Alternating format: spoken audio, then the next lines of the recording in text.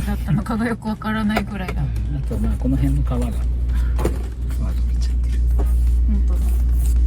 細かいところだとまあこういうとこ割れてたりとか、まあ、この辺は仕方がないかな。あとはアルミに塗装してるやつがもうボロボロになっちゃってる。アクセルペダルがすごく重い。戻りも悪い。ワイヤーかスロットでブレーキがスカスカ。ブレーキが完全に死んでる。あ、そんなことない。ちょっとだけ手応えがある。後ろからジュクジュク。まあどっちにしろブレーキ前でやってもやらないね。サイドブレーキは動いてる。あとはこれね、助手席ガタガタ。この配線なんだろうな。もともとこういうもんなのかな。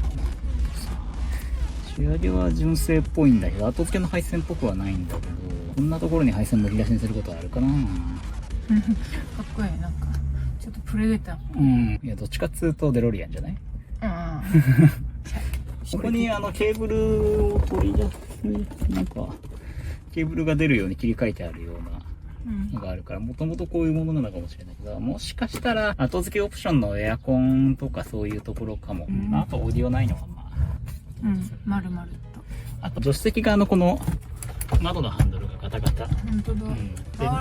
回るけど動きが悪い。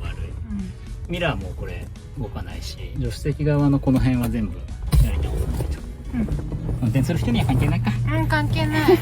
運転席側は割としっかりしてる。ちょっと重いけど、まあこいつらこんな感じで、ミラーも動くし、そう、まあ、左側がちゃんと動くんだったら、まあ左側を参考に右側を回してきゃいいし、まあ多分この辺は部品が出るから。あとこれなんだろうね、この配線なんだろう。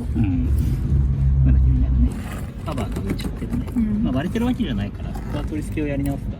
助手席側のシートを角度調整するこっち側のダイヤルがなかったり、あとこれはどっちが正しいのかわからないけど、このシートを倒すためのこのレバー、後部座席に乗り込むために使うレバーで、普通であればこのレバーは外側に向いてなきゃいけない。こっち側にはないから。じゃあ左右か違うかも。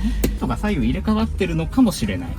使い勝手的にもこのレバーは外にやった方がいいから、まあこれは組み替えられると思うので、どうしてもこっちにどっちにされてないし、一回これ外さなきゃいけないから、でカーペットを掃除したりもするから、一回シートは外した方がいいので、それはその時に変えましょう。でシート、国産車と違ってレカロシートとかと一緒で、角度調整する時レバーで動かすんじゃなくてダイヤルで角度調整、一気に動かしたりとかできないところがなんていうの、まあしっかり固定できるから、その方がすごくいい。このシートすごい座り心地もいい。破れもないし、コンディションもいいし、体はこれしっかりプレーされるし、質感も少し硬めなところがいいね。走行距離はメーターを信じるなら9万キロ。本当かね。どうだろう、分かんないけどまあこう40年近く前の車ってことを考えると、もう走行距離っていうのはあまり当てにならないから、まあなんでもいい。ここはぶっちゃけなんでもいいです。メーターが日焼けしてるね。これ日焼けなの？もともとこういうグラデーションなのかな。かと思った。いや日焼けだと思う、これは。そうなんだ。まあこれも味といえば味。直そうと思えば直せるし、無理して直す必要もない。